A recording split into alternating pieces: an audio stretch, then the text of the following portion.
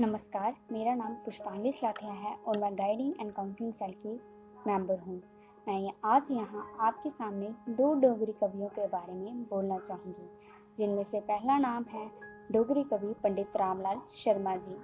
डोगरी कवि पंडित रामलाल शर्मा जी का जन्म 13 नवंबर 1905 में खजूरिया ब्राह्मण परिवार पद्रमंडी गुड़ा साथिया में हुआ। वह जंगलात के महकमे में मुलाजिम थे और 1960 में रेंजर की पोजीशन से रिटायर हुए। उन्होंने डोगरी में प्रकृति के बारे में अनेक शोध लिखे।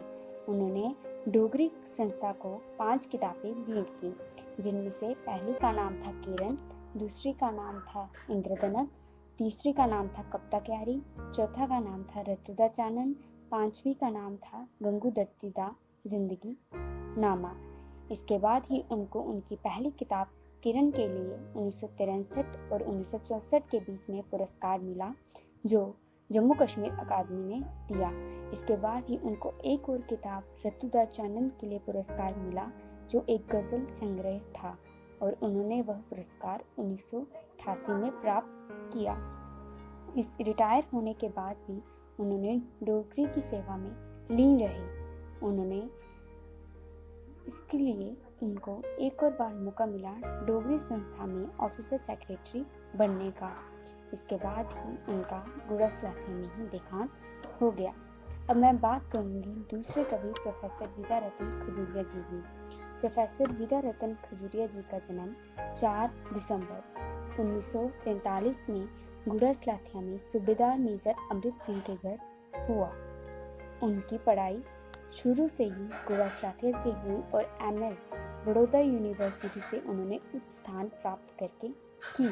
1970 में उन्होंने स्कल्पचर में ग्रेजुएशन की। इसके बाद ही 20 साल की उम्र में उन्होंने कई सारी एग्जीबिशनों में हिस्सा लेना शुरू कर दिया।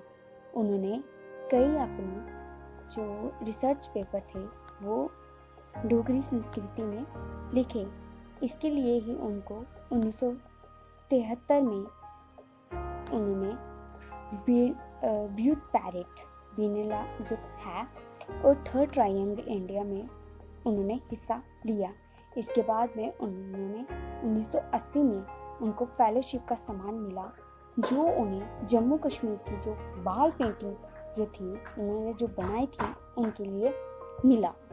इसके बाद ही उनको एक और पुरस्कार मिला जो दिल्ली अकादमी ने उन्हें दिया, और बाद में वह दिल्ली अकादमी के मेंबर भी रहे। उसके बाद उन्होंने 1960 में म्यूज़िक एंड फाइन आर्ट्स में इंस्ट्रक्टर के रूप में ज्वाइन किया और उसके बाद वहाँ अध्यक्ष बन गए। उसके बाद ही वह बहुत सारे उन्होंने अध्यक्ष बने और जम्मू कश्मीर में उनका नाम रोशन रहेगा और गुड़ा साथिया का भी रहेगा कि जिस महान कलाकार ने गुड़ा साथिया में जन्म लिया। दुर्भाग्य की बात देखो कि 4 दिसंबर 1943 में उनका जन्म हुआ और 4 दिसंबर 1990 में ही उनका देहांत हो गया। तो हमें बहुत अफसोस है कि हमने इन दो कवियों को खो दिया है। पर for more videos subscribe our YouTube channel. Thank you.